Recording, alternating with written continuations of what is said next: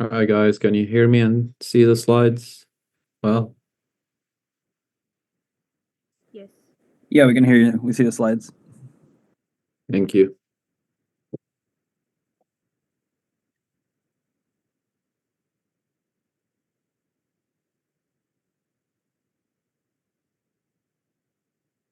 All right, it's 2 o'clock. So before we go back to the slides, anyone has questions about the material that we covered last week?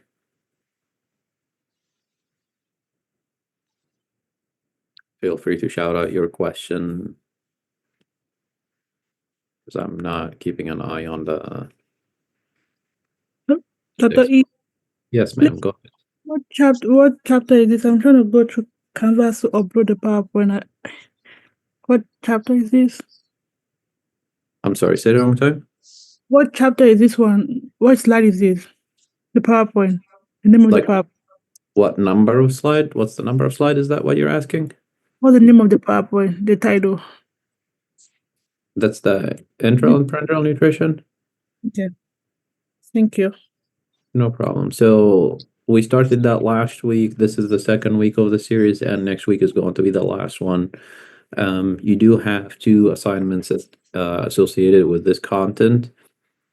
Can't remember now the date. I think it was January 31st for the first one, but double check me, please. The first assignment is the enteral nutrition, which we will finish today, and the second assignment is related to parenteral nutrition, which we will start today, but we'll finish next Thursday. Okay, who else has questions?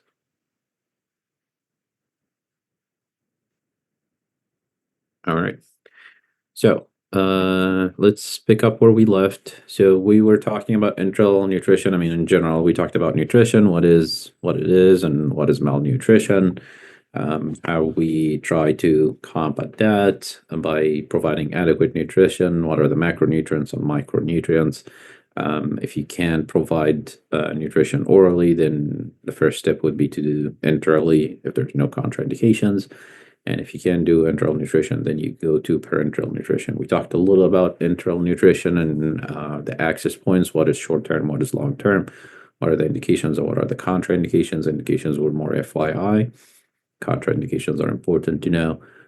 We talked about the main ingredients, the macronutrients, carbohydrates being the main ingredient, lipids and proteins. We talked about the other ingredients such as multivitamins, electrolytes, and possibly medications.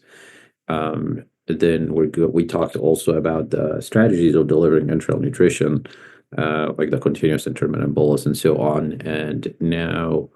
And we also talked about different commercially available products, and we said that the main thing that you need to know on that slide is the this designation, or it says 1.2, 1.5, 2, what these numbers mean. Anyone remembers what that number means?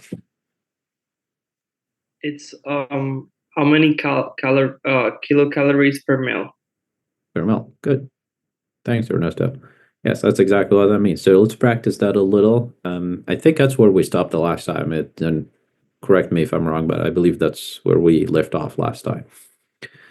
So we'll continue with the same case. So this is the same patient, SP. She's 35-year-old. She weighs 154 pounds, 66.9 inches height. Her BMI 25, which we calculated last Thursday. And we calculated her total energy needs to be 1,909 kcal per day.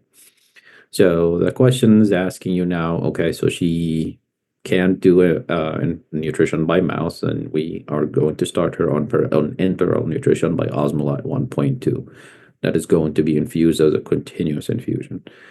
The question is asking you to calculate 2 things. First is the total daily requirement in milliliter to meet her TE. So TE again is 1,909. How does that translate into milliliters? And the second thing would be the goal enteral nutrition rate. Okay, so I'll give you guys 1 minute to try to figure those out. Then we'll go over the answers.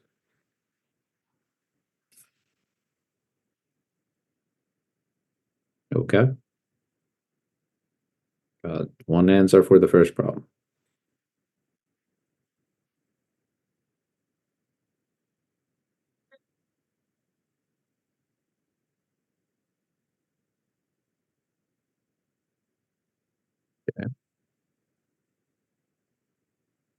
minimally different answer for the first problem.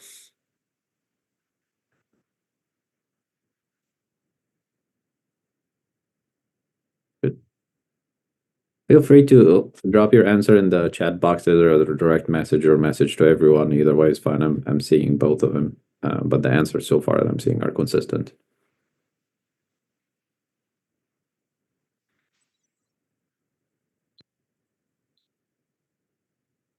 Good.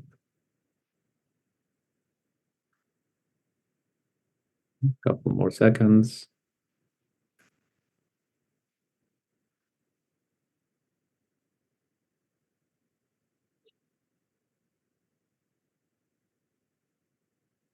All right, so thank you for the brave souls who have entered the answers. So let's go ahead and see. All right, so again, as Ernesto reminded us earlier, osmolyte 1.2, that means that there is 1.2 kcal per milliliter. Okay, so if she does need that amount of kcal 1909, how does that translate into milliliter? And you just do ratio proportion. So that ends up being 1590. And again, as I told you last time, is that the question, whether in the assignment or in the exam, it will say round to the nearest tenth, round to the nearest milliliter, round to the nearest hundredth. I'm not going to do a hundredth, obviously, but the expectation would be that I will give you the exact figure where I want you to stop. So you do the ratio proportion, 1909 divided by 1.2, that gives you the 1590 milliliters. So that's the amount of milliliters that this patient will need to be infused over the 24 hours. And the reason we calculate this is not just to practice math, but realistically, if I am in the pharmacy and I'm delivering that volume of enteral nutrition formulation to the floor, the nurse doesn't know how to look at that liquid to infuse it over a certain amount of hours by number of calories. She needs, or he needs, to translate that into milliliters, and therefore then that will be translated into how many milliliters per hour, which is the second part of this problem. Is okay, so we calculated that's about 1590 milliliters that will be infused over the total duration of a day, and the question tells you that this is a continuous infusion strategy, meaning that it's the same exact rate throughout the day. So you just simply divide over 24. That gives you a rate of 66 milliliter per hour. Dr. Eat, I have Yes. a question. Yes, sir. If it will be like intermittent, do we use like 4 hours or the I 20? will not be that mean to ask you. Okay. But yes, I mean, basically that's what you would do. Like if I am to ask you that question again, I'm not going to, but if I were to, I will tell you, okay, so this will be infused over 4 bolus infusions throughout the day, or 3 bolus infusions. Each infusion is 20 minutes or something like that. So you basically can just add up. Let's say if it's 3 infusions, 20-minute infusion, so that's a total of 60 minutes. So you just take that total volume divided by 60 minutes, and it will give you how many is infused per milliliter, if that makes sense. But again, if I give you a question like that, it will be just for continuous infusion. All right. Okay, so things that we're going to monitor. So again, we got to the point where we gave the patient enteral nutrition. We still want to make sure that we are providing this patient enough nutrition, not too much, not too little, and not causing complications because of enteral nutrition, because any nutrition can cause complications, including the one that we eat, right? Like we occasionally have some complications if we eat something bad, or if we eat too much, or if we don't eat enough, right? So similar concepts. So we're going to look at vital signs, right? If I give you an enteral nutrition formulation that is contaminated, whether the preparation was bad or that during the administration there was some form of an infection, you'll develop a fever, and possibly you could even be tachycardic or tachypnic. If you have an aspiration event, you will definitely be tachypnic, and your oxygen saturation is going to drop. So vital signs are important to monitor. Weight obviously is going to be important to monitor as well, because again, overnutrition, undernutrition, that will be reflected in your weight. Total ins and outs, or intake and output. So nutrition again is not just calories, but it's also fluid. So I want to make sure that I'm providing you enough fluid, and at the same time that your kidney is keeping up and producing the same amount, give or take, of fluid, that you're not ending up accumulating more fluid than you need, hence you'll develop edema. And if you have something like heart failure, that would be a problem. Or I'm not giving you too little fluid to the point that you are dehydrated and starting to have complications such as renal failure. Let me just move this away. There we go. Tube feeding intake. So obviously you want to make sure that you are able to tolerate the tube feeds, that, I'm not entering it for that rate of 66 milliliter like we used in the last example per hour, but you are only tolerating 10 milliliter per hour, right? That means that even though the goal and the intention is correct, but you're not tolerating enough, you're not getting enough feed. GI tolerance is a big, big thing with enteral nutrition, and we'll talk a little about that in a few slides, if not the next slide. So we'll make sure the stool frequency and volume also to make sure that you are not nauseated and vomiting, you are keeping down what we're feeding you, and you're not having diarrhea because of it. CMP, or comprehensive metabolic panel, so that includes all your electrolytes. I'm sure you've learned about that last year, but includes all your electrolytes, glucose, BUN over serum creatinine as one of the indicators of dehydration. All these things are important in the context of nutrition. And LFTs, which I hate that abbreviation because it supposedly means liver function test, when AST, ALT, and alkaline phosphatase are not exactly liver function tests. It's a little bit advanced to talk about this now. When you go to your APPs, you probably need to understand, okay, these are not really liver function tests. They're indicators of liver cell damage. There are other things that the liver is supposedly doing and functioning doing, but I digress. So AST and ALT and alkaline phosphatase obviously need to be monitored because enteral nutrition can cause hepatic damage and hepatobiliary damage. Not as much as parenteral nutrition, but that's to be talked about later. All right, so a lot of things that need to be monitored. They're not that much different than monitoring parameters for parenteral nutrition, but when we talk about the GI tolerance, the stool frequency, and nausea and vomiting, these are more because these are common complications with enteral nutrition. Parenteral nutrition, as you can imagine, there's nothing going through the GI tract, so patients are not going to have problems with these. All right, so starting with metabolic complications of enteral nutrition. As I just said, similar to parenteral nutrition, same things can happen with both of them. The incidents are a little bit lower with enteral nutrition for these complications. So refeeding syndrome, we'll spend some time on it in parenteral nutrition because it's more common there. Electrolyte abnormalities in general, the main one that we see is the potassium. You can see hyper or hypokalemia. The reason that's the most common one is because it's a very narrow range, right? You between 3.5 to 5 or 3.5 to 5.3. So any minor changes on either end can be very visible. And the way we manage that is basically if it's hypokalemia, then I'm going to provide you with potassium supplementation. And if it's hyperkalemia, I will dial back on the potassium content in the enteral nutrition by choosing a different product or so. So being adding a medication or taking away a medication. Hyperglycemia is another complication. We said again that the main component of caloric content of the enteral nutrition formulation is carbohydrates. So you can imagine if a patient has diabetes or has insulin resistance for whatever reason, and you're providing a lot of carbohydrates, that can cause hyperglycemia. So how do you treat that? You give insulin, mostly. You haven't learned diabetes yet or endocrine, so we're not going to focus on it, but generally is if there is elevated levels of blood glucose that we're going to give this patient insulin. All right, gastrointestinal complications. As I said earlier, enteral nutrition can be problematic for the GI tract because of several reasons. Mainly it's because of the osmolality, the higher osmolality or osmolarity, whichever one you're looking at, they're both pretty similar.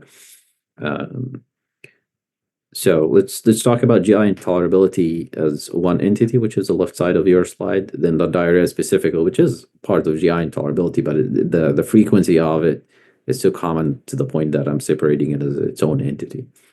So GI intolerability, if we don't talk about diarrhea, what you're left with is nausea, vomiting, and abdominal distension. You also have the problem with aspiration pneumonia. So you can imagine we usually, when we eat sitting up or standing up, but ideally sitting up, right? We generally don't eat while we're lying flat on the bed. And other than tableside manners, you can't. It's the other reason is that you can't easily aspirate, right? Because you have the pharynx. There you have nasopharynx and oropharynx. So if you do not swallow appropriately, then the food and water can easily go into the lungs instead of into the GI tract. Now that's easier to avoid that with all your intact reflexes while you're sitting up versus a patient who might not be well conscious, altered mental status, they're lying flat, there is a malposition of the feeding tube. Then you end up with a risk of all the content going into the lung, which is obviously a very risky condition, can cause pneumonitis and pneumonia. Some patients can even go into sepsis. So how do we avoid all these problems? First, we try to think as a pharmacist, right? We're going to discontinue opioids. Can anyone think why we're trying to get rid of opioids in a patient who is having nausea, vomiting, abdominal distension?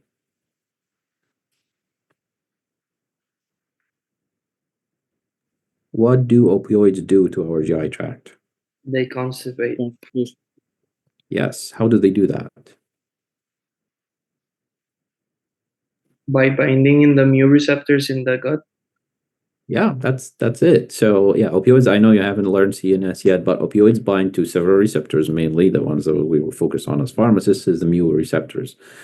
Those, when they are in the CNS, they help with analgesia, like the decrease of pain sensation, right? But there are mu receptors in the GI tract as well, that when you bind to it, it will slow the motility of your intestine.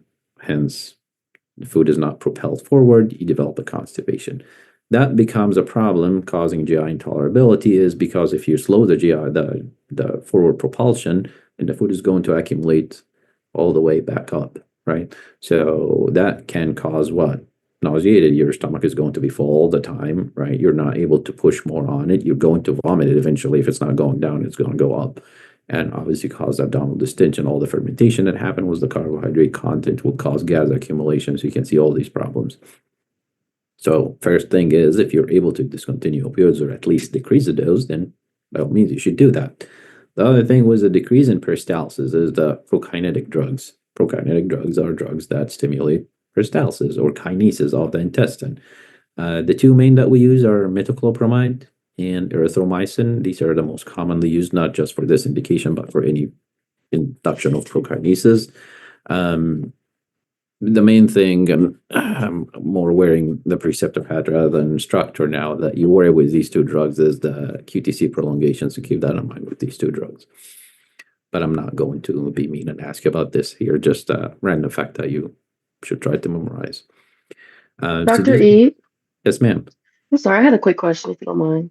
Go ahead. So with opioids binding up to those receptors and causing like decreased GI motility, I just was curious on why we don't see people like when they prescribe an opioid, like even if it's IV, why don't they prescribe ondansetron just as a prophylaxis? Like, because we kind of went into that in PT just in today's lecture, and it just dawned on me, if we know that's an expected side, why not? Why wait for it to be a problem instead of just co-administering those drugs commonly? Okay, let me put my preceptor hat back on. That's a great point. One thing is that you generally, as a practitioner, try to avoid giving a medication to treat a side effect of another medication. Unless you absolutely have to give the first medication, in this case, an opioid, then you try to preempt the development of the second one. The second point to bring up is that most, guys, have you learned about what an order set or order panel is? I'll take the silence as No, no. not yet. No. Okay. So an order set or an order panel is basically a bunch of orders, medication orders or medication and other care orders that are lumped together. So most places, if they do have an order for an opioid, it will be associated with a nausea medication. And the opioid will even be like a smaller strength for mild to moderate and a higher strength for severe pain. They might even have an order for an antihistamine, an H1 receptor blocker, because they can cause also rash and itch. But the other thing is that you have to keep in mind is that these are all have to be ordered PRN or as needed, because there is no single medication that does not have side effects or adverse reactions, to be more accurate.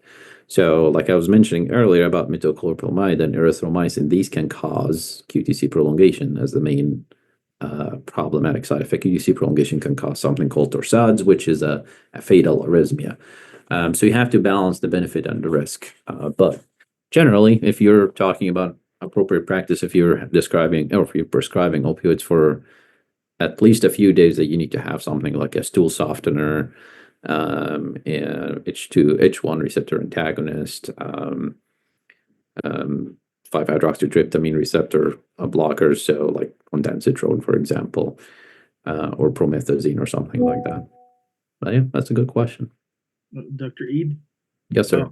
So sometimes in top 200 we get none as side effect. Is that like because it's rare? Say it one more time. Like for example, we're studying now that Imodium has no side effects. Which drug? Imodium, loperamide.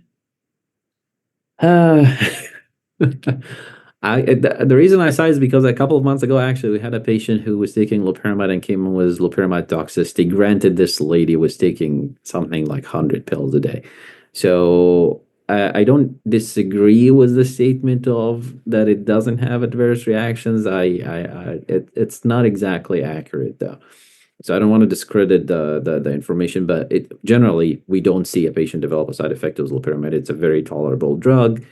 If you prescribe it appropriately, if you take it appropriately, right, you're not supposed to exceed 4 milligrams. 8 milligrams if you're using it by yourself, 16 milligrams if you're using it under prescription. But some patients, because it's available over the counter, they overuse it because it can be used for weight loss in that case. But yeah, we're not smart enough to make medications without adverse reactions, unfortunately.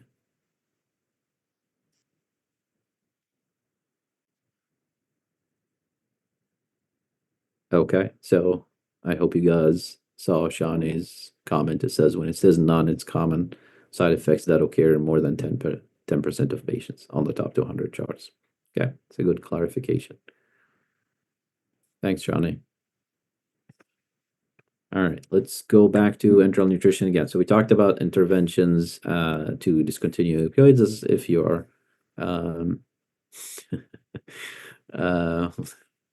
if you are able to get rid of opioids and start prokinetic medications. Other interventions that are not necessarily medication related, however, you should still be aware of, is to switch the formulation to a low-fat formulation. And that should make sense because if you think on maybe, I think we talked about something similar like that last week, when if you like eat a high-fat meal, that you usually feel more full than if you eat a salad, even if it's a bigger portion. Reason for that is because fat slows our kinesis, the peristaltic movement of our intestine. So if you are having problem with the GI intolerability because prokinesis is slowed a little or peristaltic movement is slowed a little, then you might as well switch to a low-fat formulation to help decrease that adverse reaction. You should also try to slow the infusion rate because if you bombard the intestine with a high infusion rate, especially if it's in boluses, that the intestine typically don't respond very well, especially if you're throwing it into a J, like a jejunostomy tube or the jejunum rather than the stomach. So you would try to slow the infusion rate. You use a continuous infusion strategy instead of intermittent or bolus. And lastly, you would infuse the tube feed at room temperature. So we occasionally, I should say mostly, store enteral nutrition formulations in the fridge. The reason for that is because it's food. It has carbohydrate, lipids, and protein, which is a rich media for bacteria to grow. So to avoid doing that, you just store it in the refrigerator. However, if you are in a hurry and you pull it out of the refrigerator, hang it, and give it to the patient right away, it's guaranteed that it's going to slow their peristalsis. So the nurse typically, what they do is that when it's stored in the refrigerator on the unit, they take it out of the refrigerator like an hour or so beforehand until it comes down to room temperature or comes up to room temperature. Then they hang it, and that should help as well. So these are different strategies that you should use if you're having all these problems of nausea and vomiting. Diarrhea, as I said, is more common and very problematic, obviously, for patients. And the main reason, again, is osmolality. So remember when we said that you have carbohydrates, lipids, and proteins, especially carbohydrates and protein are high osmolar molecules. Carbohydrates are the main ingredient of enteral nutrition formulation. And there is water, however, it's not enough in the enteral nutrition formulation. So that makes it very osmotic molecule or preparation. So if you are throwing that into the GI tract, then that will attract more. I thought, Sean, I'm getting a question from Farah. It says, "Are you recording?" I thought Sean is recording. Okay. Sean, are you on the call? Sean is not on the call. All right. Well, you guys give me 1 second until I claim host and start recording. I do apologize for that.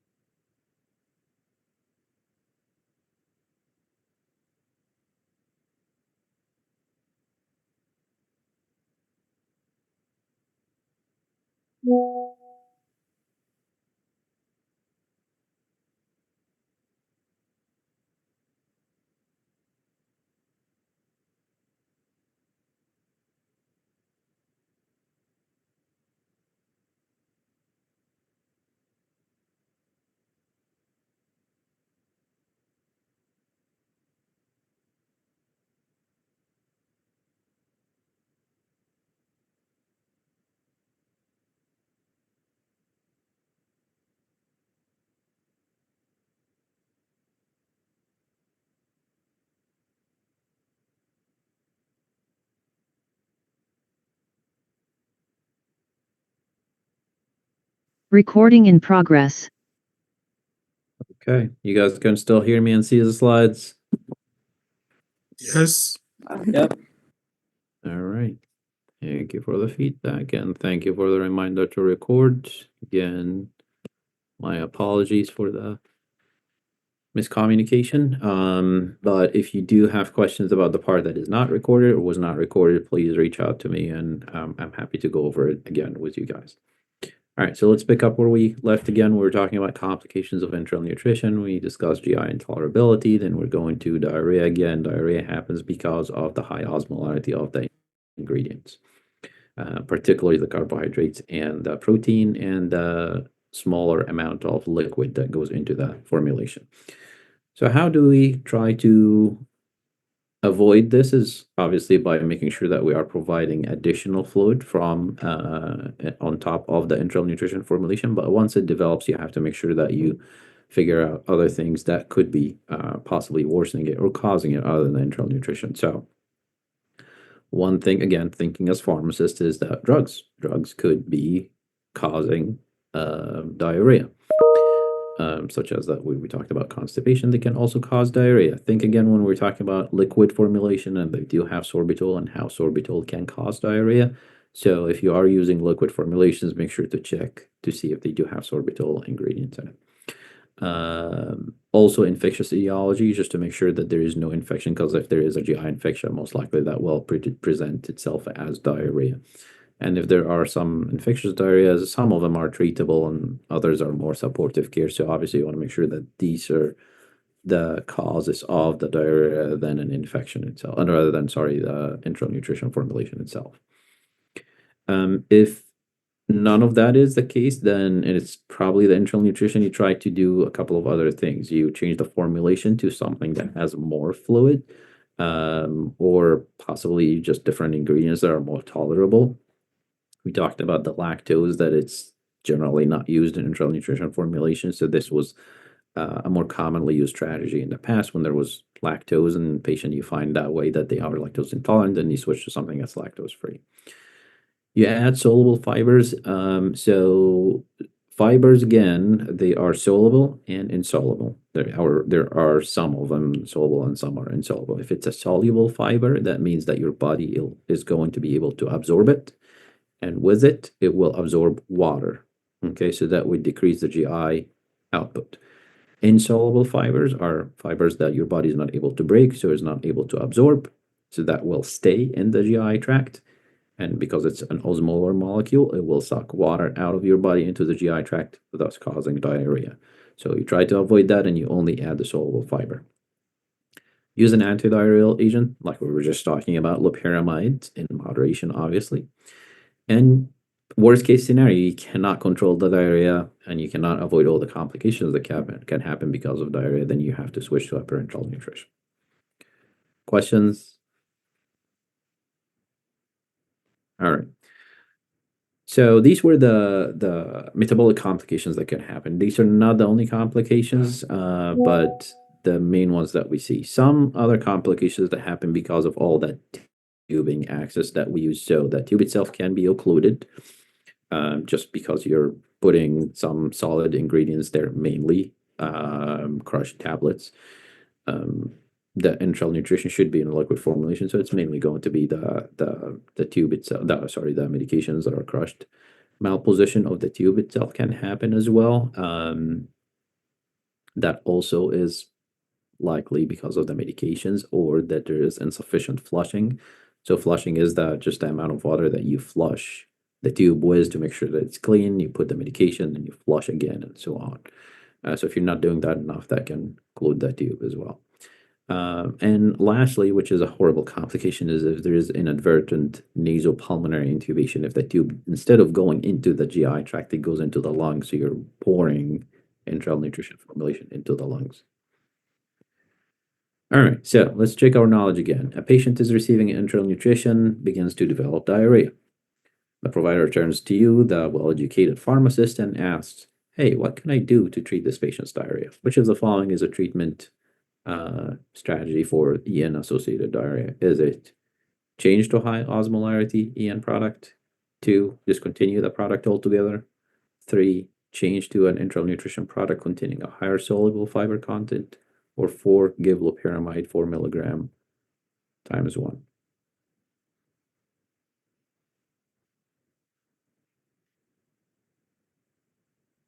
Could be more than one correct option.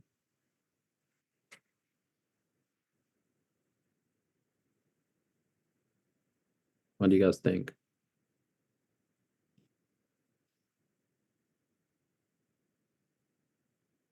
Okay, got a vote. Another vote.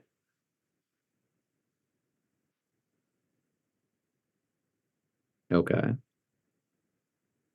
All right.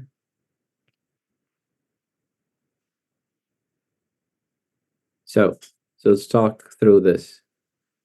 First option, change to a high osmolarity EN product. So we talked about the osmolarity being the main reason for the diarrhea, is because water is going to go to a higher osmolar compartment, right? So if I am dumping into the GI tract high osmolar ingredient, that will suck more water out of the body into the GI tract, then causing more diarrhea. So that should be the opposite, that we change to a lower osmolarity product. So 1 is incorrect. 2, discontinue EN product. It's so, if you recall from the previous slide, it said like worst case scenario, you cannot fix it at all. You switch to a parenteral nutrition, right? That would be the last ditch effort. So you have to do other trials of other things before you go there. You're not going to discontinue the EN product or switch right now to a PN, or discontinue EN product and leave the patient without nutrition. So that's why 2 is not correct.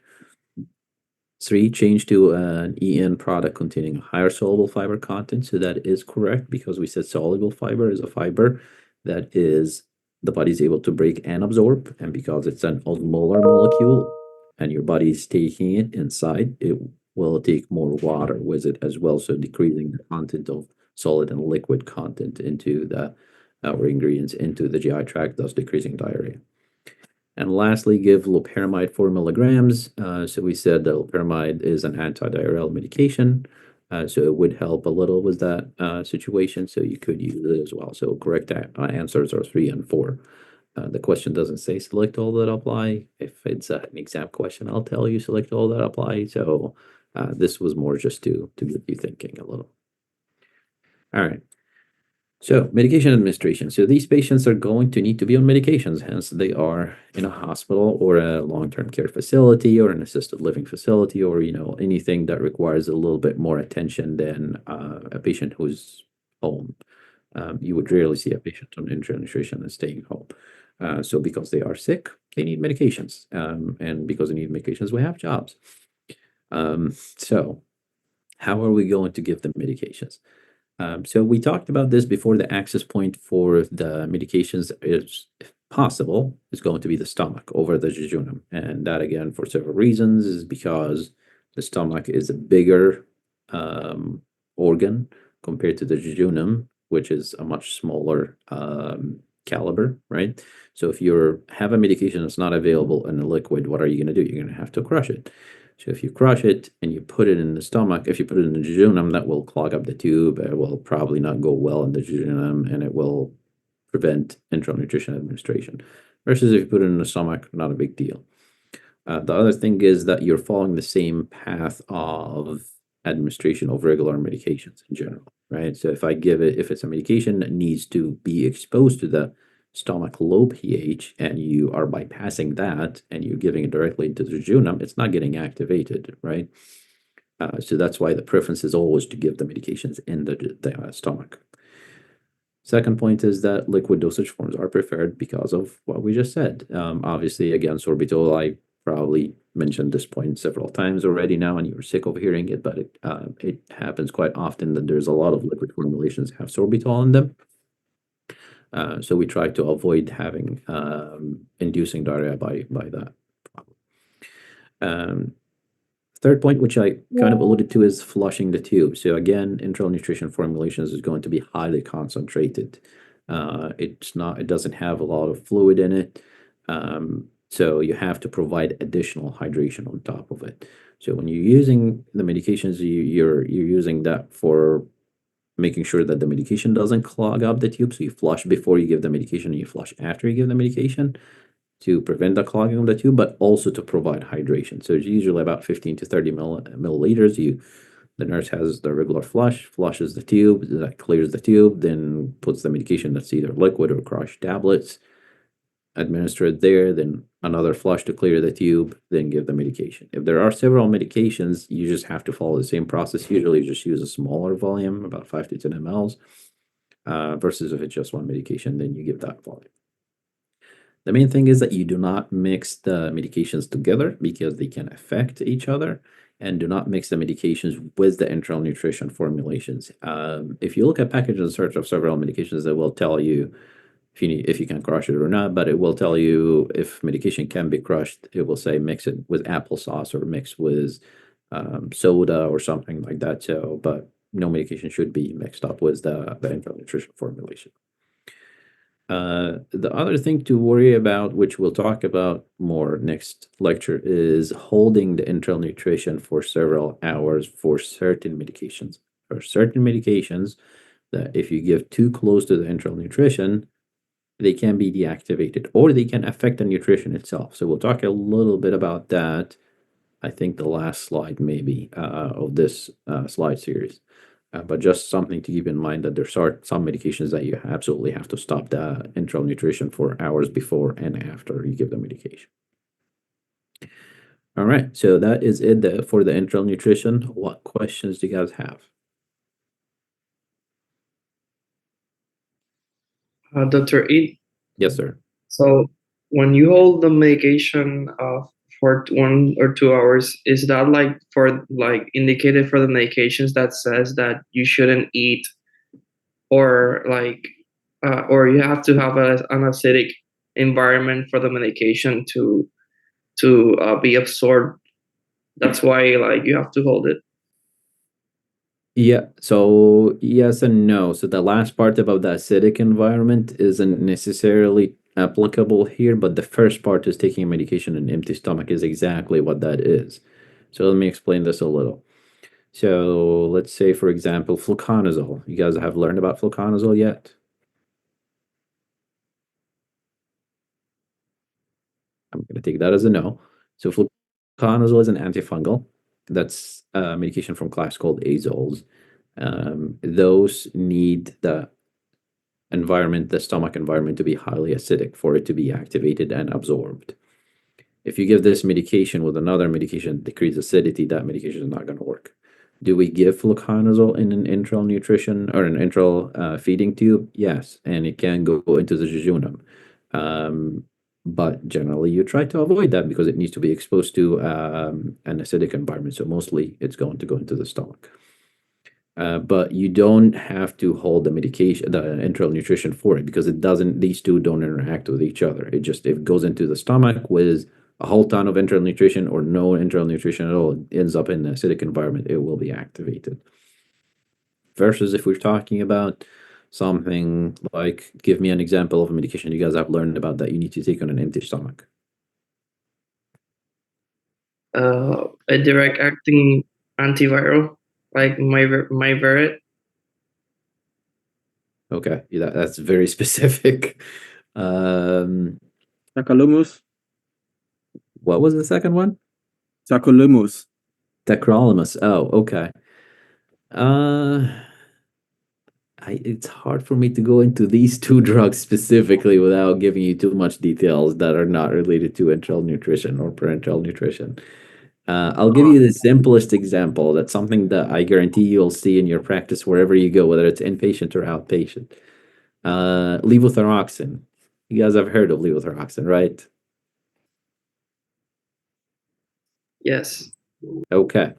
A lot of people have hypothyroidism, they get levothyroxine. That's a medication that needs to be taken by mouth, right? I mean, ideally. And it needs to be taken in an empty stomach. Can this be given in an enteral nutrition, in an enteral tube feed? Yes, but that's a medication that you need to hold enteral nutrition before and after. The reason for that is because whether you give it an enteral tube feed or you give it by mouth, it does chelate with cations. So calcium, magnesium, iron, copper, all these, if you give them too close to each other, they will bind and your body is not going to absorb the drug. So that's why you tell your patient when they take levothyroxine, you need to take this medication first thing in the morning, about half an hour to an hour, if not even longer, before you eat your first meal. Okay. So that medication, to tie to the point that you were asking about earlier, Ernesto, that medication can be given in enteral tube that ends up in the jejunum. It doesn't have to be going to the stomach for acidity because it's independent of the acidity. But it has to be separated from food if you're taking it by mouth or from a feeding tube because it can chelate with cations, which, not a surprise, enteral tube formulations have cations in them. Hello? Hi, is this Sean? Yeah, I'm sorry. Did you need me to start the recording? I see that it's already recording, but I wanted to like jump in and confirm. Hey, Sean. No, I thought that you are joining the meeting with us from the beginning and recording it, but Farah pointed out that the lecture is not being recorded, so I started recording about like maybe 10 minutes ago or so. Oh, okay. I got it. Yeah. Thank you. I'm sorry. No, thank you. No problem. All right, bye. All right, Ernesto, did that answer your question or confuse you more? No, thank you so much. You're welcome. How about anyone else? Is that clarifying, confusing? I don't want to deal with all that information. I wish you never bring it up again in an exam specifically. You guys are very quiet. I understand it's Zoom, but you can ask questions and express frustrations with things. It's okay. My feelings won't get hurt. All right. We'll talk about the interactions between enteral nutrition and feeding tubes and all that stuff again next lecture. So hopefully that will revisit the same concept again. All right, let's do a little bit about parenteral nutrition, take a break, then we'll come back and talk more about parenteral nutrition. All right. So parenteral nutrition is a name I don't like very much because it's inaccurate. And I'll tell you why it's inaccurate. What is parenteral? What does that word mean? On the side of enteral, parallel to enteral. No. So if it's para enteral, that would be correct. So para means next to. It is. That's not what that word means, but that's a very good guess though. Is it IV? Like give an IV? Okay, I'm getting 2 votes for IV, 1 vote for not oral. I was all about anything other than or buddy. Okay, now you guys are participating. That's good, but I went don't to the talk over etymology. each other. I think in practice it means non-GI. Non-GI. Okay, I got a. Okay, there's a one message that says injectable. Okay. All right. So the answer is actually it means injectable. So IV, IM, or I should say what those are: intravenous, intramuscular, subcutaneous, intradermal, intraosseous, anything that's given injectable, that's what that word means, parenteral. We do not give nutrition in any of these formats except IV. If you give parenteral nutrition into the muscle or subcutaneously or in the bone, that's a problem. Your patient is going to most likely die. So the term parenteral nutrition is outrageously wrong. It should be named intravenous nutrition, but I'm getting out of my soapbox. But it's not incorrect, but we'll just go with it because that's what all the literature is using. It says parenteral nutrition. So what that means is, so you guys are not wrong. It's just not the exact definition of it. Is that it is not given orally or enterally. It is given by injection, but in that particular scenario, when we're talking about parenteral nutrition, it's intravenous. That intravenous access can be either peripheral or central.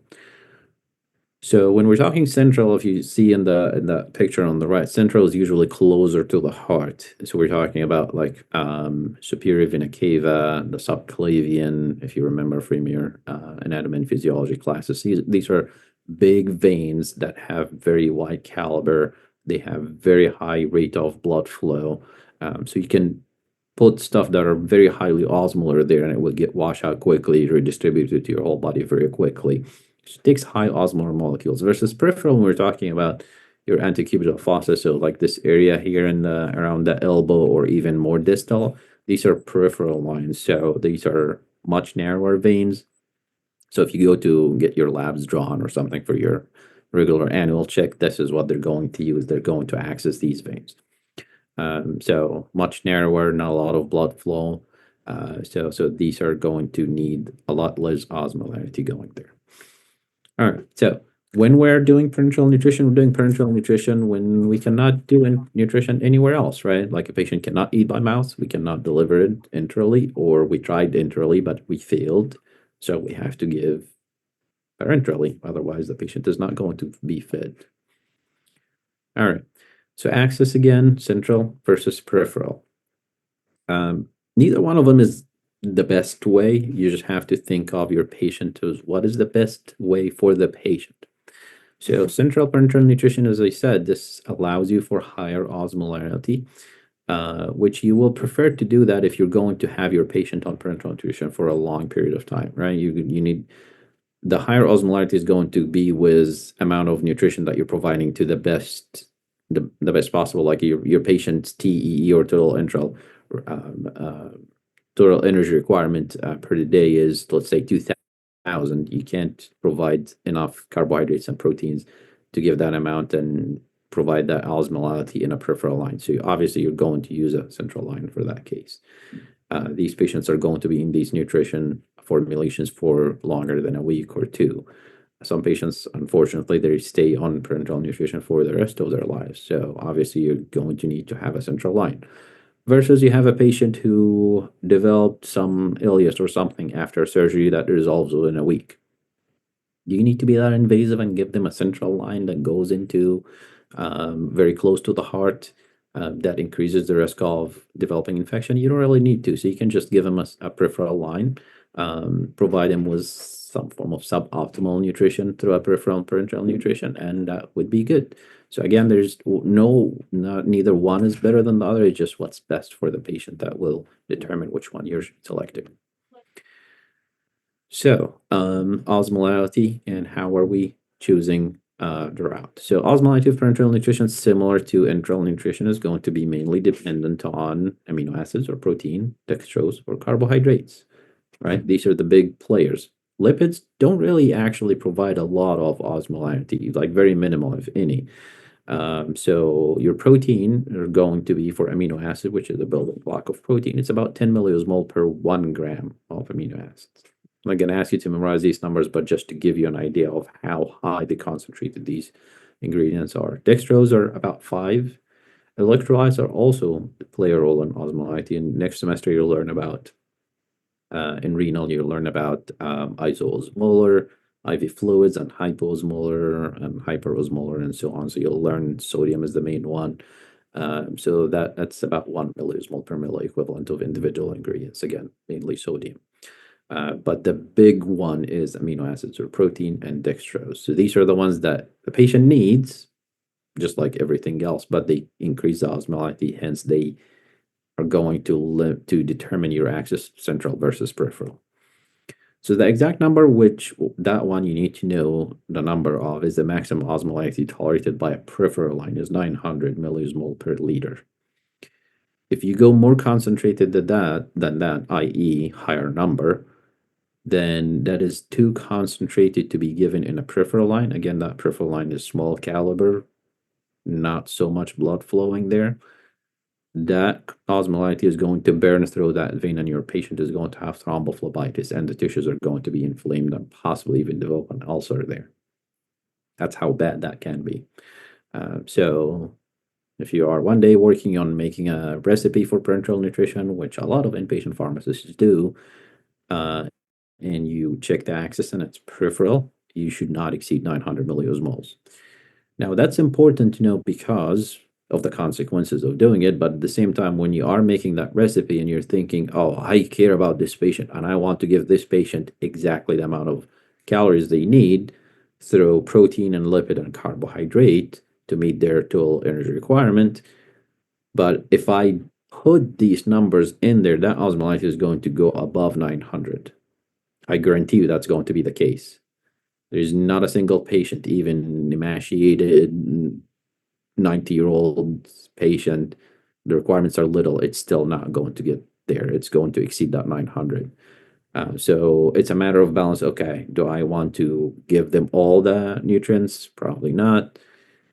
I'm going to have to scale that number, but not too much. So it's still meeting the osmolality requirement. Does that make sense? This is an important concept to understand for the sake of learning this material and also for applying it in your ABIs and also in your practice as a pharmacist, if you do practice in an inpatient setting. Dr. E, Yes, ma'am. I'm sorry, but can you please, it wasn't that it was too complicated, but could you rephrase that in more layman terms? I just got a little lost. Got you. Okay. Let me try to think of a different way. So, if I am, let's say I have a patient who is, let's stick with the same patient that we have, the SP, the 35-year-old, and we said that her total energy requirement was 1,909 kilocalorie per day, if I remember correctly. So if okay, and she cannot take food by mouth, she cannot take enteral nutrition, she is indicated for parenteral nutrition. And this is the very first day that we find that out, and the team asked me to make the ingredients for what's going to go into her parenteral nutrition bag. So what I'm going to consider is, okay, she needs that roughly 1900 kcal. How am I going to provide her with that amount? So going back to what the calculations that we did last lecture, which we're going to do something similar to that to figure out, okay, what's the breakdown in terms of carbohydrates, in terms of lipids, in terms of protein.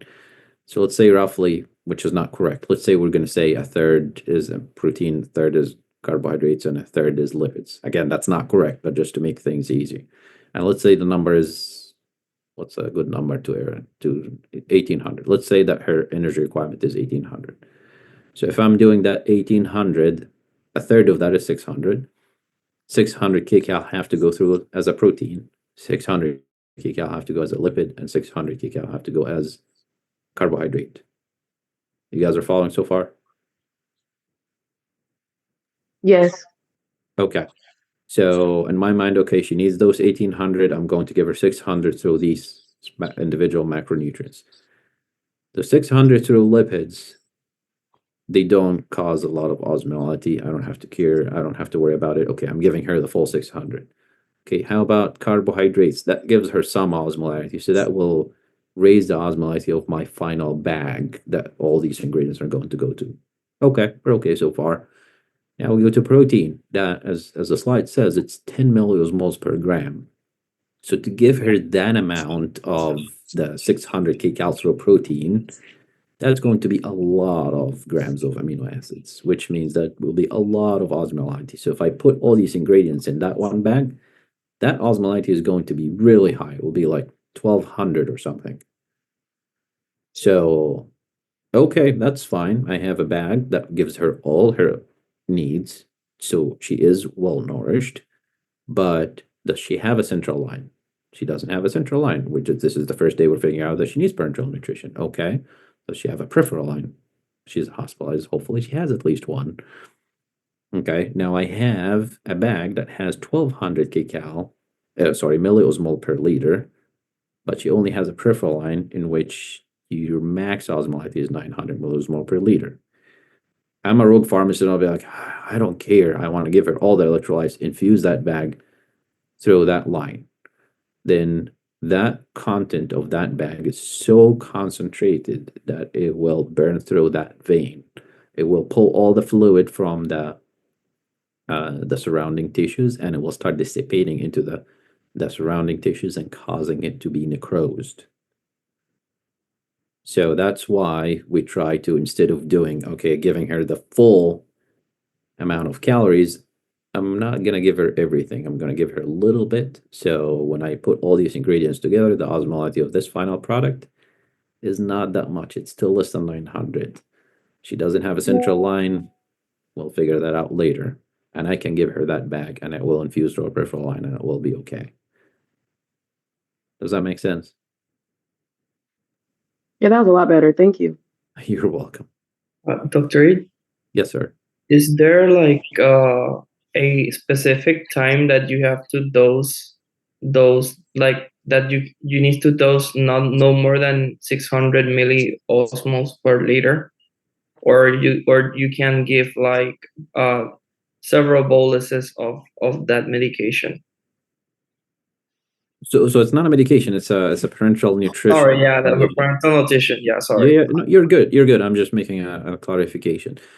We don't generally do boluses. We'll talk about the strategies of delivering parental nutrition later. It's typically a continuous infusion or a short infusion over like about 16 hours or 12 hours. We'll talk about that later.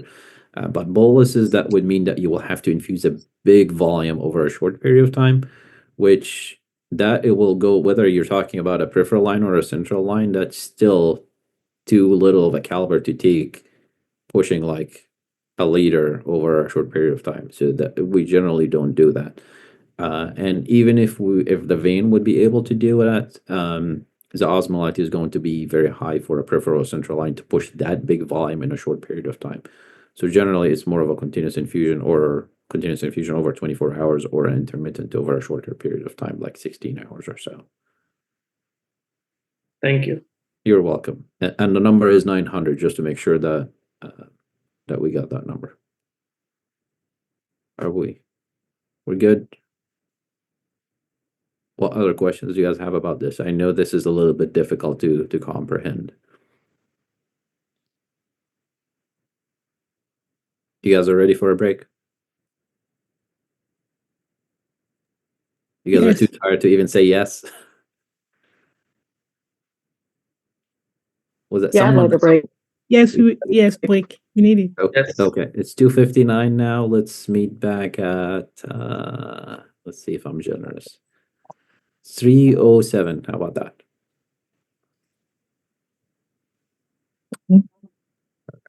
I will see you guys in a few minutes.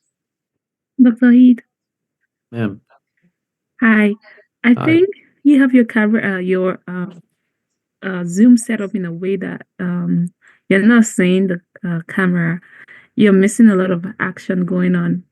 We have a lot of reaction. Um, People responding to you with their camera on, but you can't see them. So I cannot because I can yeah. only see a few while having seen the slides and sharing everything. Mm, So I would ask you again if you guys are trying to communicate anything, either mhm, say it verbally or put it in the chat box because I can't see all your faces at the same time while having the slides on. yeah. So I was just thinking, I was like, oh, you probably don't see the head nods and the thumbs up, and that's why it's like Yeah. silent. Thank you for the point, Tafika. You're welcome. All right, I'll see you guys in a few minutes.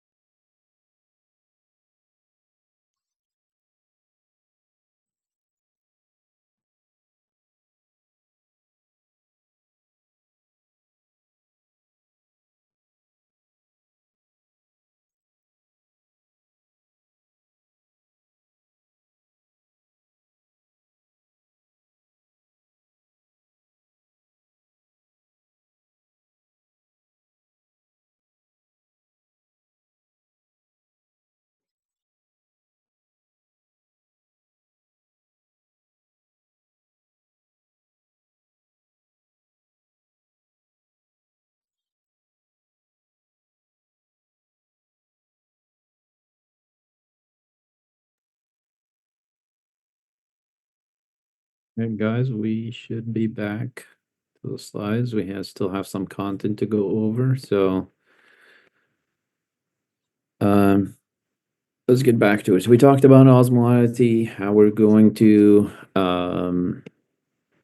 decide based on that if we are doing peripheral versus central line. Next concept we're going to go over is what goes into parenteral nutrition. So similar to enteral nutrition, we have macronutrients, we have micronutrients, and we have some other stuff. So macronutrients, again, they're protein, carbohydrates, they're lipids.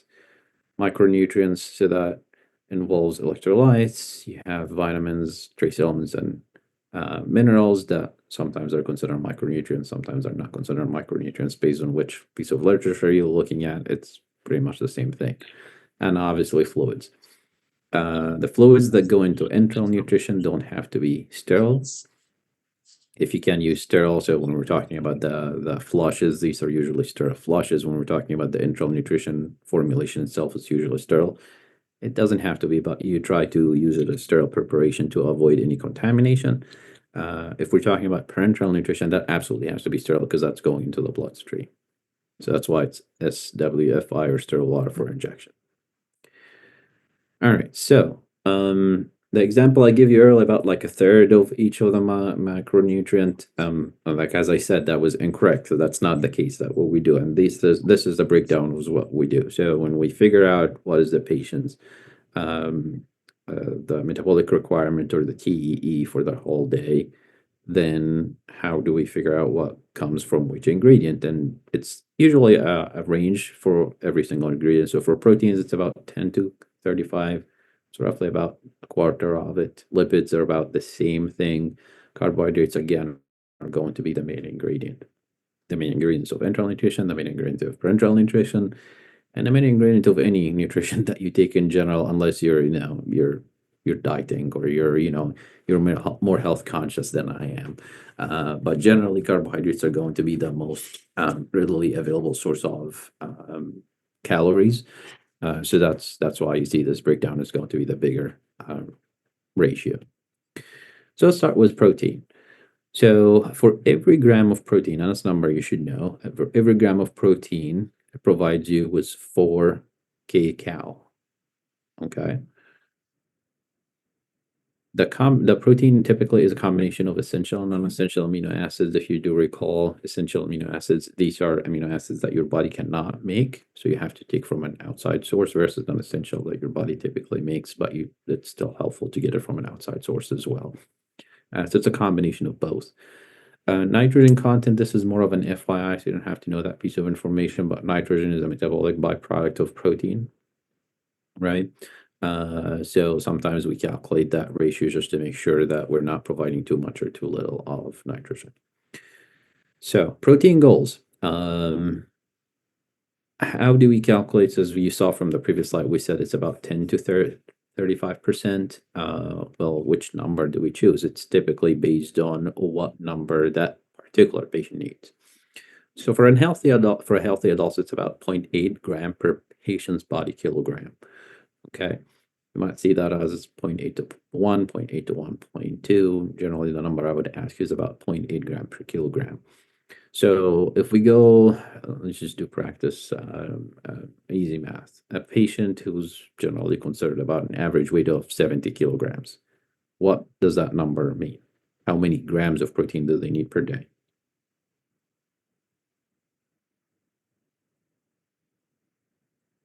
What's 0.8 times 70? 56. 56, yes. So if I weigh, whoops. All right.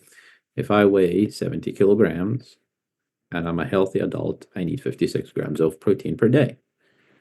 Now, you don't have to share with me, but you should reflect on your diet. Did you get if you weigh 70 kilograms, did you get your 56 grams of protein per day? I'll let you do that on your own as a self-reflection assignment for the day.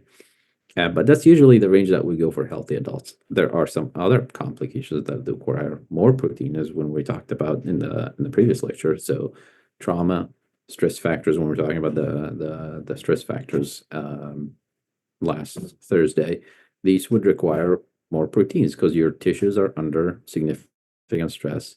and they are trying to replace any damaged tissue. So they need more protein for these building blocks. So they would require more protein amount. So you see, better patients has the highest level of stress, you would require about 2.5 gram per kilogram. So that's more than 3 times just an average healthy adult.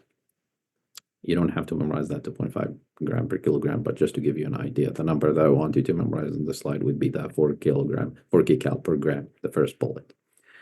More FYI information, just so you would know that there's a little bit of literature. There's a lot of studies actually on that concept by itself. So the Aspen guideline recommendations for a starting range is between 0.8 to 2, which is a wide range. In stable patients, that range is a little bit narrower, but critically ill patients, that number go up because they are under significant stress. Okay. So if we go back with the example again that I said, okay, if I weigh 70 kilograms and I'm a healthy adult, I would need 56 grams. So if I need 56 grams of protein today and every day, how many kcals those 56 grams are going to give me? Can you calculate that on top of your head?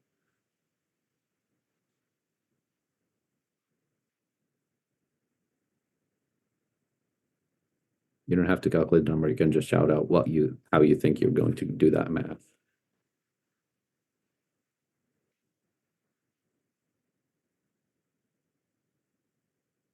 So if I need 56 grams of protein, and I know for every gram there are 4 kcal, so 56 grams are going to give me how many kcal? 56 divided by 4. Is it divided or multiplied? Multiplied, it's 224. What was that, Shani? I heard you said multiplied. What was the final number? 224. 224. Yes, that sounds about right. Yeah, so if you set it up as a ratio proportion and we say, okay, so if I say 4 kcal per 1 gram, so X per, we said 56 grams. So you multiply 56 times 4 over 1, so that gives you the 224. All right, so let's do a little bit more practice here. I think practice is coming up. Yep. Miss SP strikes again. So we're assuming that her daily protein needs, again, this is a range. Let's say that it's 1.2 gram per kilogram. So what is her total protein requirement? And what is the total number of calories this will provide? So remember again, she's 35, she's 154 pounds, her height 66.9 inches, and her total caloric needs are 1909. So same exact math that we just did in the previous slide.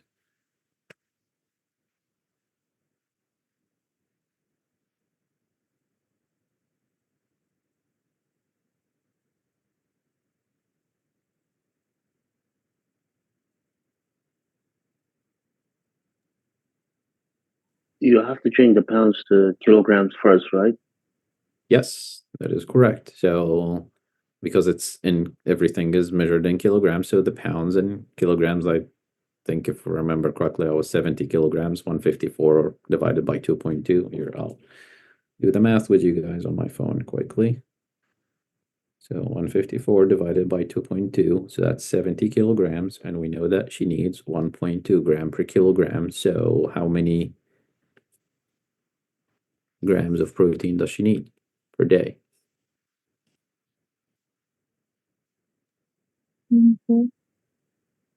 Okay, I'm getting a lot of 84. That is correct. So that's basically 1.2 gram per kilogram. She's 70 kilograms, 70 multiplied by 1.2 over 1. So that's 84 grams. So 84 grams per day. So that answered the first question, which is how many grams of protein per day? The second question, that number of grams, which is 84, will provide what number of calories? And some of you guys already answered that.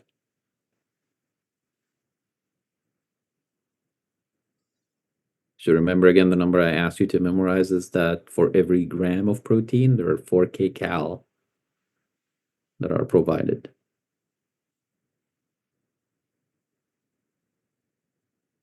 Okay, getting a lot of votes for 336.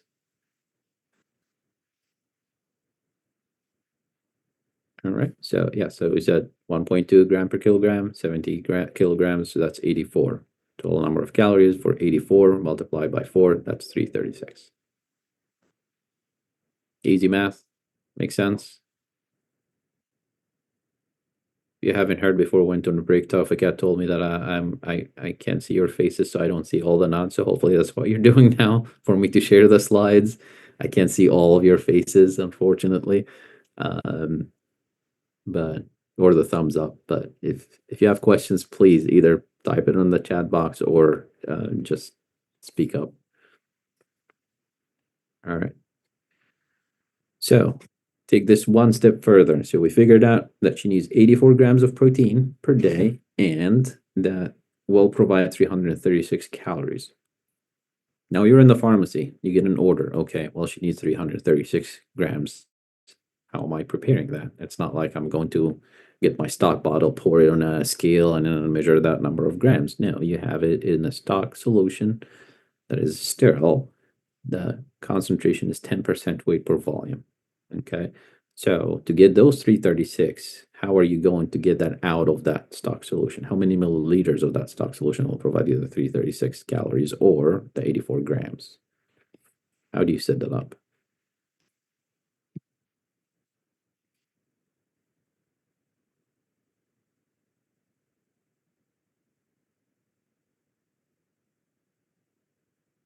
So think on your classes last year. What does 10% mean?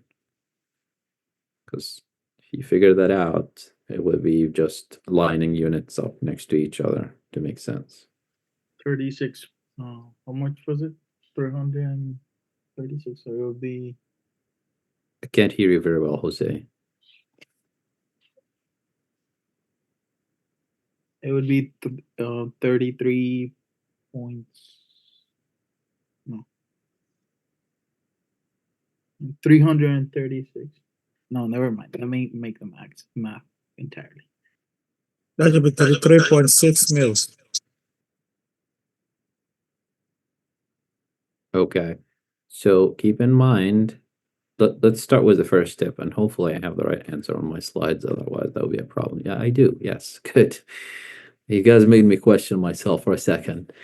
All right, so the right answer is 840 milliliters. Let's take it step by step. So we said 10% weight per volume, right? That means 10 gram per 100 ml, right? That's what that word means, or that designation means. 10% is 10 grams per 100 ml, okay? So if we line up the units, if I have 10 grams per 100 mLs, some of you guys are using the 336. What is the unit associated with 336? Was that grams or calories?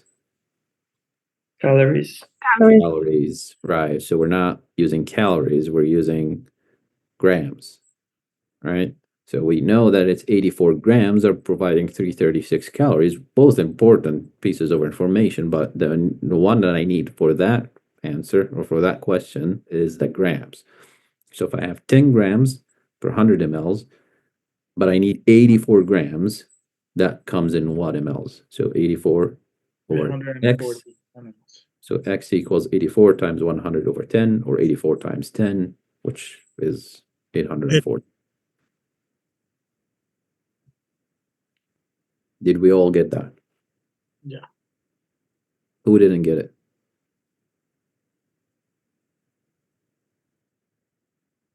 Okay, so let's take a step back and figure out again before we like dive into the numbers or get lost in it. First, we figured out this lady, based on her weight and based on needing 1.2 gram per kilogram, she needs 84 grams, right? If she weighed 100 kilograms, but she needed 1.2, she would have needed 120 grams, right? If she weighed 50 kilograms, you multiply it by 1.2, I don't know what number that will be, half of what I just told you before. 60. I'll take your word for it. So again, it's a weight-based requirement, right? So we figured out she weighs 70 kilograms. She needs 1.2 gram per kilogram. So her total needs of protein per day is 84. Now, the question asks you how many calories that will provide, then you know that there are 4 kcal per gram of protein. So you multiply by 4, that gives you a number of 336. But I have that stock solution of 10%. And I need to get 84 grams out of it. How do I do that? Set it up as a ratio proportion. That gives you 840 mLs. So if I'm making this my imaginary parental nutrition bag for SP, and I'm taking one ingredient after another and pouring it into the bag, the first thing I figured out is how many grams of protein she needs, then figured out how many milliliters. Then I'm going to get my stock solution, pour 840 into that imaginary bag. Now I have just a protein ingredient. Next, we'll talk about lipids, carbohydrates, and how much we're pouring into that imaginary bag. But for now, we figured out how much protein she needs. We're good so far? Question. Yes, sir. So it's 100 ml over 10 grams, then multiplied by 84, correct? It's not 10 over 100, it's 100 over 10. Then multiplied by 84, that gives you 40, correct? It's however you set it up, as Because long the as way you're you lining wrote up it, the units. So 10% weight per volume means 10 gram per 100 ml, or 100 ml over 10 grams. If we set it up this way, if we said 100 mLs have 10 grams, but I need 84 grams. So 84 grams are going to go in the denominator, not the numerator, because the units need to be on both sides the same. So if I say 100 mLs over 10 grams, x over 84, so 84 multiplied by 100 over 10. So that's still 84, 840. Okay. I mean, the way that I did it was like 100 over 10 grams multiplied by 84, then the grams cancel out, then 84 times 100 divided by 10, that's 840. But okay, Yeah. I mean, I understand what you mean. Yeah, I mean, ratio proportion, you can set it up in so many ways. I mean, that would be the most, what you're describing is the most intuitive ways. They say, okay, and you cancel out the units, so you end up with the unit of the thing that you're measuring, and that way you can double check yourself to say, okay, the question is asking for milliliters, I ended up with milliliters. That's the right way. Yeah. Thanks. Okay. Other questions? Okay, next is carbohydrates, if I remember correctly. Oh, well, never mind. We're getting there still. So that next question asks, calculate SP's non-protein caloric needs. And you're asking probably yourself now, I don't know what that means. The description is in the name, non-protein caloric needs. We figured out what her protein caloric needs are, which is the 84 grams, which translated into 336 kcal. But if we remember, her total caloric need per day, which is 1,909. So to meet that 1,909, we got some from the protein, which is 336. That leaves us with the rest to fill with the other stuff. So what is that number? Based on that description that I just gave you, can figure out how we calculating that number? Do we just subtract? Yeah, that's really it. 1573. What was the number? 1573. Good. Okay, that's the same number I got. Okay, and Jose is being fancy now, giving me the equation. Good job. Yeah, so it's 1,909 minus 336, which we could say 1,909, which is what she needs per day, minus 336, which is what she got from protein. That leaves you with 1573, is what she's going to get, hopefully, from the rest. And that's the setup, basically. Good. All right, good job, guys. All right, so that's the protein. Transitioning to the next macronutrient, which is carbohydrate. So carbohydrate, another number you should remember, which is the 3.4 kcal per gram. So for every gram of dextrose, that's the carbohydrate we're going to use, every gram of dextrose, you get 3.4 kcal per that gram. So almost the same as protein. Protein was 4, carbohydrate is 3.4. The carbohydrate that we're using, as I said, is dextrose. It's mostly hydrated dextrose. So hydrated, that means that it's going to be hydrophilic. So you want a hydrophilic ingredient because you're putting it into the blood. So you want it to be able to disseminate properly. So that's why it's hydrated dextrose. Again, that's going to be the primary source of calories, whether you're talking PN or EN, parenteral nutrition or enteral nutrition. The description here tells you that's the primary source to avoid lipolysis and proteolysis. So to make sense of what that means, lipolysis obviously mean breaking down of protein. Proteolysis mean breaking down of, lipolysis breakdown of lipids, and proteolysis breakdown of protein. So let's take you back to ENP. You probably learned about this. Let's say I'm fasting today, right? I have muscle mass, that's the protein storage. I have, hopefully, I have lipid storage in terms of fat in certain parts of the body, and I have carbohydrate storage as glycogen primarily in my liver and some in the muscles as well. When I am fasting, I'm not eating, right? So there's no carbohydrates going in me. How am I still generating ATP to sustain my functions, my body organs? I'm doing that by using carbohydrates, breaking it down. If I'm not eating, where am I getting the carbohydrates? I'm going to get it from my glycogen storage. That should be sufficient for about 24 hours. So if I fast longer than 24 hours, I'm not going to die. My body is going to look for another source of ATP or another source of energy storage that will break it down to produce ATP. So generally, next source is going to be the lipids, which is why if you're dieting, that's how you lose fat, because you're not eating enough carbohydrates to maintain your body weight. So your body starts breaking down fat, you lose the fat storage that provides ATP. If you end up using all your fat, then you move to the muscle as the source of storing lipids, and that's when emaciation happens. And this is what you see in those sad pictures of patients, or not patients, mostly in starvation areas, that you see hollowing of their faces and their body, and you see all the ribs and all this stuff. So that's the normal sequence of things.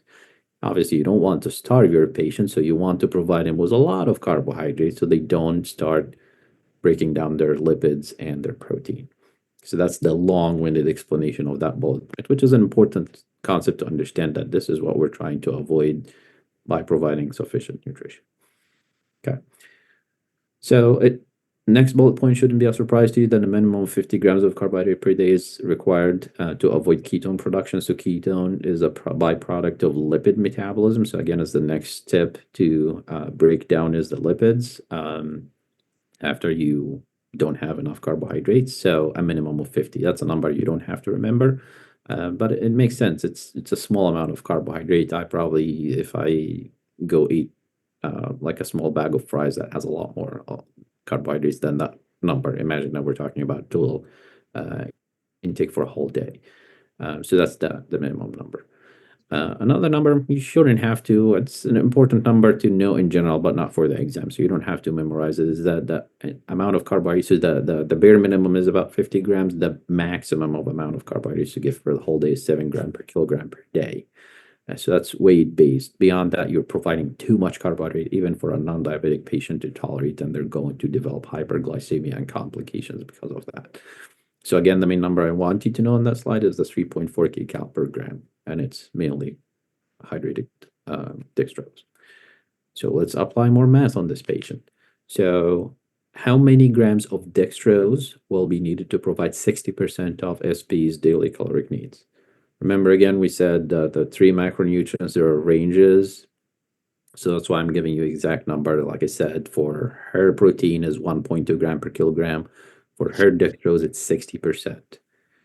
So read the question carefully. It says how many grams of dextrose. That's what we're calculating. To provide 60% of her total caloric needs, not her non-protein caloric needs. Be careful reading these questions, okay? Because we did calculate her TEE last lecture, which is 1909. We also calculated her non-protein caloric needs a second ago, which was like 1573, something like that. So out of that 1909, 60% is going to be provided through dextrose. How many grams is that? 1145. 1145. Okay. Grams or calories? Calories, because it's 1990, and then you taking 60% of that. Okay, so that's good, but the question is asking again, grams, not calories.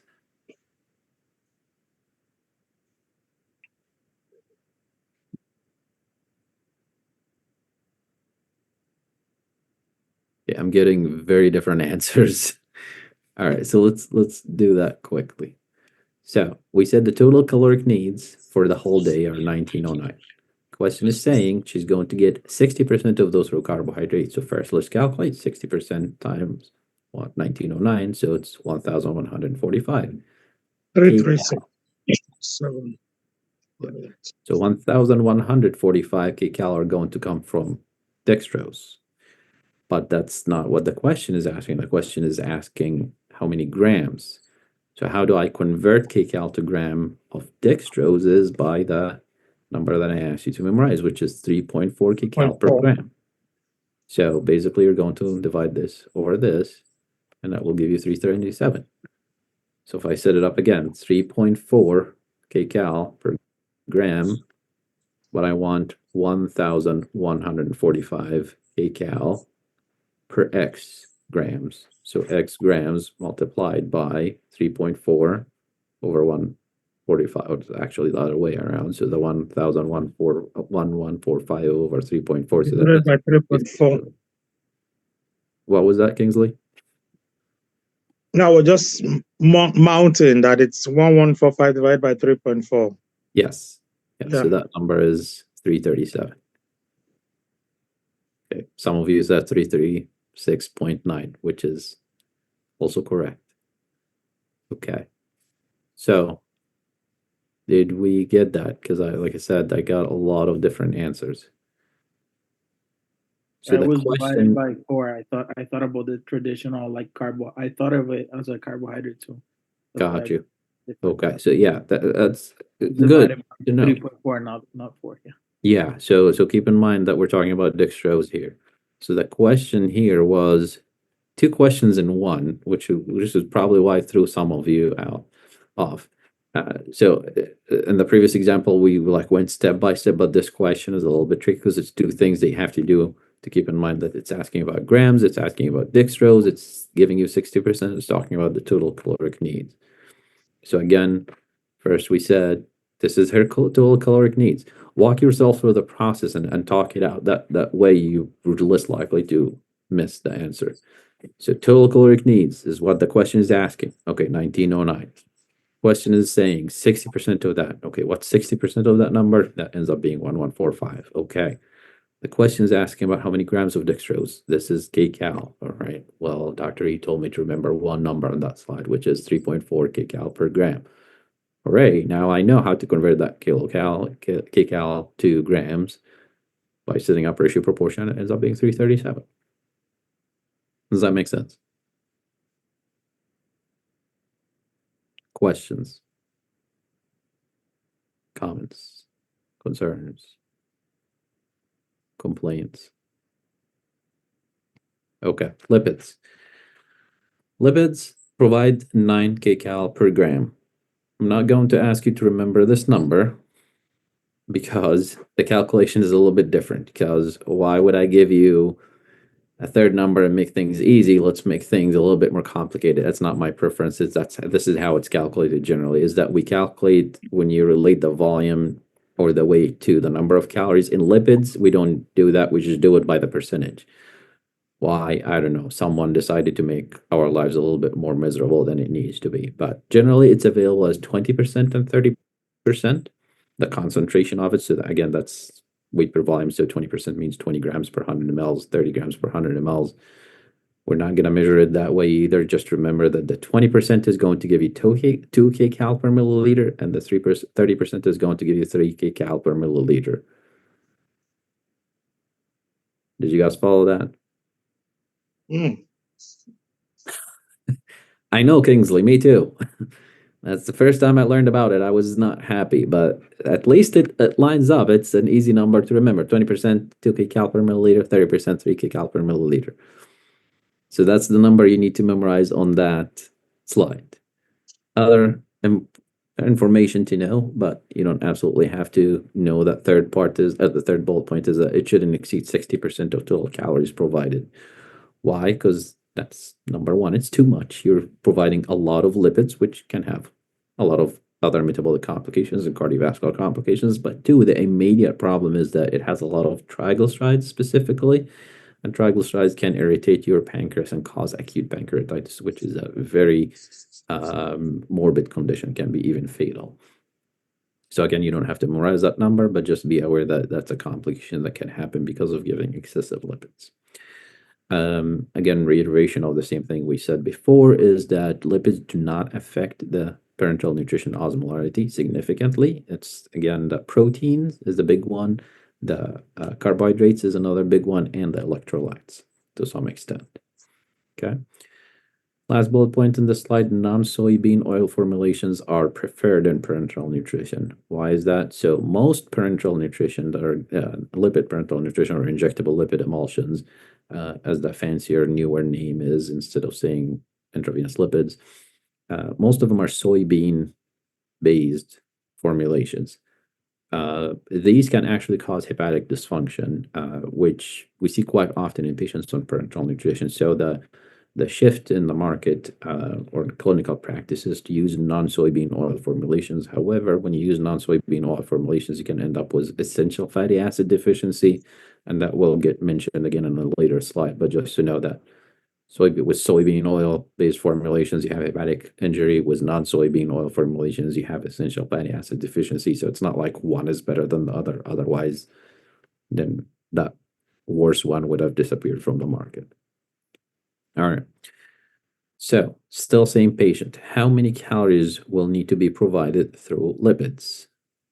Using 20% lipids, how many milliliters are required to meet her calculated lipid calorie needs?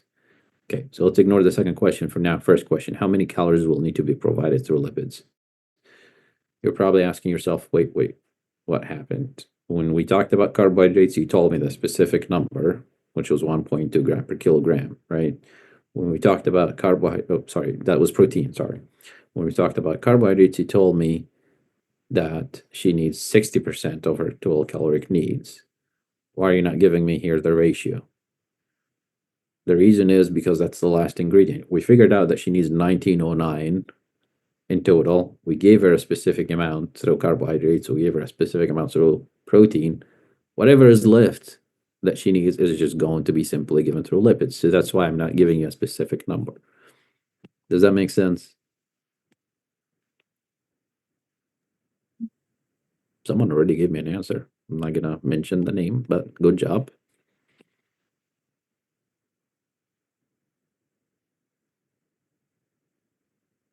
Okay. The second one is not exactly accurate. Okay. All right. So let's ignore the second question for now and answer the first question. So we said calories provided by lipids are going to be total that she needs minus the other calories provided by other stuff. So minus calories provided by protein and calories provided by carbohydrate. So let's translate that into numbers. If she needs a total of 1,909, I gave her 336 through protein, and I gave her 1,145 through carbohydrates. So that leaves me with 428 to provide through lipids, right? Again, that's the imaginary bag. I poured whatever volume that I needed from protein first. Okay, that's the protein. And I got the other stock solution for the carbohydrate, poured a whole ton of volume that gave me a whole lot of calories here. Okay, now I have that little amount that I need to fill with lipids. That little amount by math is 428 kcal. Okay, now the next question is obviously, okay, now I figured out it's 428 kcal. How am I going to give that in volume in milliliter? So if my stock solution is the 20% bag, and we remember again, we said the 20% bag gives 2 kcal per milliliter, the 30% bag gives 3 kcal per milliliter. So if I'm using the 20%, which is 2 kcal per milliliter, I need 428. How many is that in milliliter? So that number ends up being 214, as you see on the screen. So again, ratio proportion, if I say 2 kcal numerator over 1 milliliter in the denominator, I have, or I need 428 kcal in the numerator. How many mLs? X. So X equals 428 times 1 over 2, so 214. Does that make sense?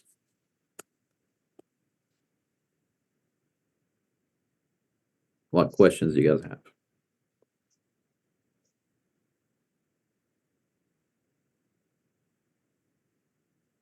Again, I can't see your faces, so you have to type something up or shout it out. All right, I'll take that as no questions. Pretty cool. What was that, Kingsley? That is pretty cool. Pretty straightforward. Okay, good. I'm glad you like it. All right, so let me just take a look at the content, see a good stopping point. Okay, we have about 7 minutes. We can cover a couple of other things, so we're not behind. All right, so electrolytes. So to recap again, we talked about the macronutrient ingredients. We're going to jump into micronutrient. Macronutrients, we talked about protein. Now that's about 4 kcal per gram. We talked about carbohydrates, hydrated dextrose specifically, that's 3.4 kcal per gram. Then we talked about lipids or intravenous lipid emulsions that comes in 20% and 30%, gives 2 kcal per milliliter from the first one and 3 kcal per milliliter of the latter. Okay, so these are the macronutrients that are going into our imaginary parenteral nutrition bag. Now we're going to talk about the micronutrients. So the first one is electrolytes. So as we said, electrolytes, they do participate to some degree to the osmolality of the bag. They also provide electrolyte depletion because we need electrolytes for our enzymatic reaction, right? And we need it for osmolality to make sure that our intravascular volume is appropriate and we're not leaking fluid inside our tissues, or we're not absorbing a lot of fluid inside our blood vessels and causing brain shrinkage or brain herniation and all the good stuff that you're going to learn in renal. So these numbers are not, the numbers on the slide are not to be memorized, but just to give you a rough idea of what our daily requirements for electrolytes. Sodium and potassium are big ones. I will say this reference is pretty much everywhere. You'll see these numbers, and these numbers are outrageously high. If you give a patient 2 milliequivalents of sodium per kilogram, that patient is going to be hypernatremic. However, the literature goes by that number for whatever reason, things that goes beyond me. But anyway, again, I digress. But just as a reference to tell you, okay, this is where we kind of go off of when we're trying to figure out how many electrolytes, milligrams or milliequivalents or millimoles that are going into the bag. The big ones are you going to worry about the sodium or potassium, chloride and acetate, as the slide says, that really depends on the acid-base balance. So your acetate are going to give you more of an alkalosis picture versus chloride are going to give you more of an acidosis picture. So based on where your patient falls, you're going to give more of the opposite, if that makes sense. Then calcium, magnesium, and phosphate, these are also important for other enzymatic functions as well. So you adjust all these amounts based on the patient's serum levels. So more FYI stuff. Sodium doesn't come by itself. Potassium doesn't come by itself, and the rest goes for all the electrolytes because they're all electrically charged, and we don't have charges, electrical charges in our body. They're all neutral molecules, so all cations are going to bind to anions and so on until they ionize to do a certain reaction in a temporary fashion. So that's why you're going to have everything bind to another thing, right? So how do I choose between sodium chloride versus sodium acetate versus sodium phosphate versus sodium bicarbonate if I know that I need to give the patient some sodium based on the other attachment too? So if the patient needs sodium and needs phosphate, I'm going to use sodium phosphate instead of sodium chloride. Or the patient is acidemic, I'm going to use sodium acetate to give them sodium, and at the same time acetate, which it gives a little bit of an alkalinic effect. So again, these numbers are FYI, but so you also again to understand that they don't come by themselves. It's a combination. And if I'm giving one ingredient, I'm giving the other as well.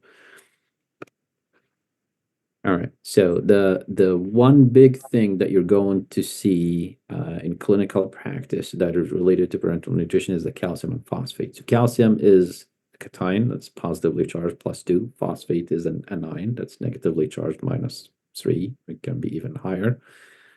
So these two highly charged, they love each other, they bind to each other. That becomes a problem when you're making that parenteral nutrition bag. Why? Because they're going to do the same thing. They're going to bind to each other in that tight environment. They're going to bind to each other in the IV line of the patient. and they're going to make precipitates. These precipitates are going to be teeny tiny clots that can travel into the patient's circulation and cause problems.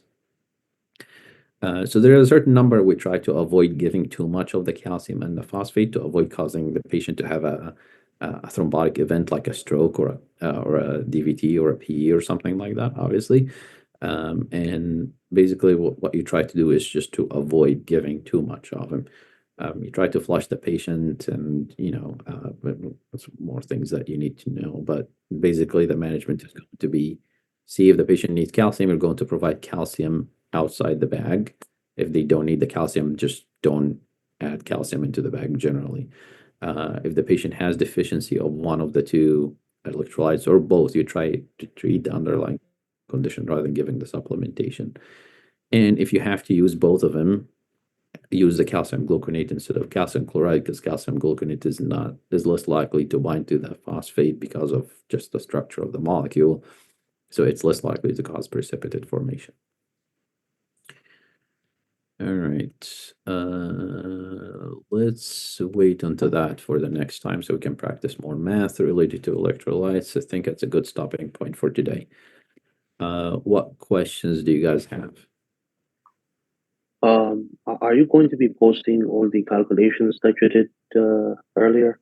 Yes, so I don't have access to I forgot the name of the software that you guys have now. I don't have access to that, but I'll share the information with Dr. Falls, and I'll also hopefully the recording went well on my personal device, so I'll share that with her as well.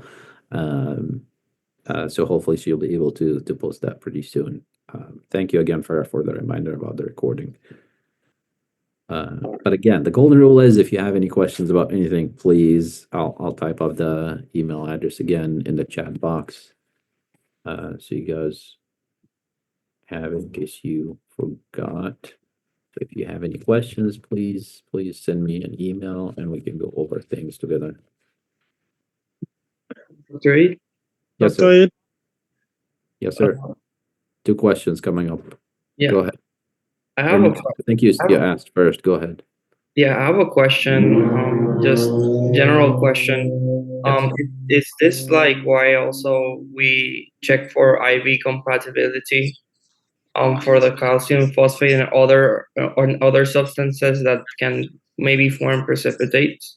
Yes, that's generally why you check for IV compatibility, because some drugs can deactivate other drugs because of the binding together or changing the pH or depending on the formulation of the drugs. But yeah, some drugs that are incompatible with each other that you shouldn't reconstitute one with another or have them run in a Y site or have them run in the same IV line or in the same environment. That's basically it, but not necessarily just for the calcium and phosphate. Good question. Kingsley, you had another question or comment? I was going to ask with respect to the calcium and the phosphate. Yes. So would you advise that probably I give calcium as a separate IV line? And then if I have to deal with calcium and phosphate, so I put phosphate in the first bag and then I give calcium as a separate IV line. And that shouldn't be a problem for the patient? Yes, that's generally what we do. So in real life, what we do is that you have the IV bag for parenteral nutrition has a dedicated IV line and nothing else goes in that line. Then if you need to add something else, which most likely these patients are going to need other IV medications, that they go through another line or lines based on how many lines are available. So in that particular case, if you decide that this patient absolutely needs both calcium and both phos, and if you give all the needed amount in the parenteral nutrition, you'll cause precipitate formation. That way you can give the calcium or the phos separately in another bag, in another line to make sure that that precipitate formation doesn't happen. Okay, so I'm just asking, so in practice, for instance, if you were going to give like 100 ml in total, will it be logical to maybe make 50 ml with phosphate and make the other 50 ml with calcium and give them as two separate bags at 2 separate times? Well, you don't need to pull both of them out of the parenteral nutrition. You can have either one in the parenteral nutrition. That's fine, because generally you try to minimize giving separate IV medications to the patient, because with every medication that you hang, there is an increased risk of infection. So you can give, like for this patient, for example, you can give her all her FOS needs in the parenteral nutrition bag, as long as everything is compatible. Take the calcium away and give that as a separate bag or bags in another IV line, if that makes sense or answers your question. Okay, thank you. You're welcome. All right. Other questions, comments, concerns, complaints, regrets? All right, guys. If there's nothing else, thank you again for your attention and participation. I will be sharing the material with Dr. Falls. You guys have a good evening. What up? I take it now. Thank you, Dr. Ray. You're welcome. Recording